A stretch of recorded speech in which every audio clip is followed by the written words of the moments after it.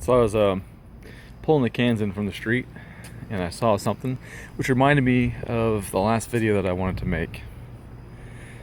So if you look right here,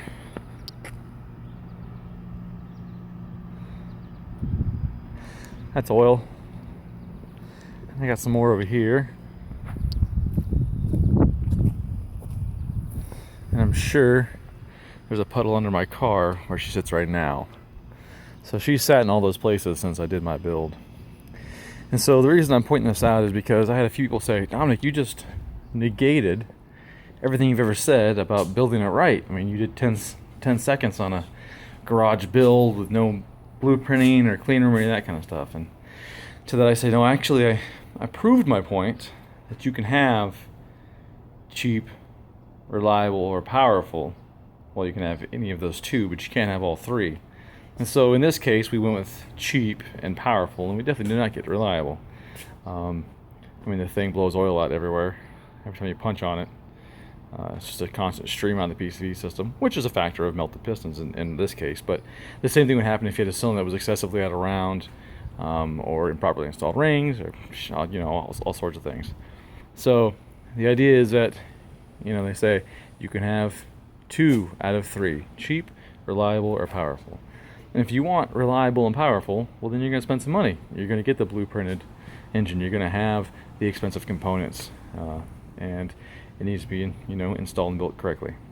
So, just a little more proof. I want you to hear this thing. Now, what I didn't show on the video is I actually installed some wrist pins with a hammer. They weren't going in very easily, and in fashion of the build, I said, F it, right? And I slammed them suckers in with a hammer, and it took quite a few blows from the hammer to get them into a few pistons with an excessive amount of force. So because of that, when I start this thing, it sounds a little bit like parts are trying to fall out of the bottom of the car. So I'm going to start this and let you hear just how noisy it is, and maybe that'll help cement those ideologies I'm talking about. Here you go. Okay, the twin plate clutch, so this will rattle, but now clutch is out. I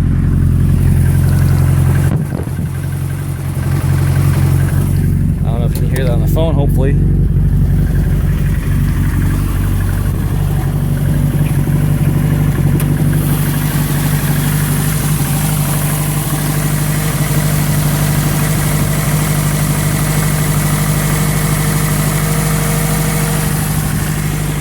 Doesn't sound great. It gets a lot quieter actually after about 5 minutes. Things start to expand. I think maybe the pistons get a little bigger around the wrist pin and loosen up the clearance and let it move a little better. But they, even once it's warm, once I rev it to about 3 grand, right at 3, you just hear piston slap and other noises. I'm not sure what they are, just banging around inside the engine. So when I drive around the street, I keep it under 3 unless I am in boost, because right there it's like it gets really loud. So it's just a little more evidence that it was definitely thrown together. And if you don't want it to sound like that,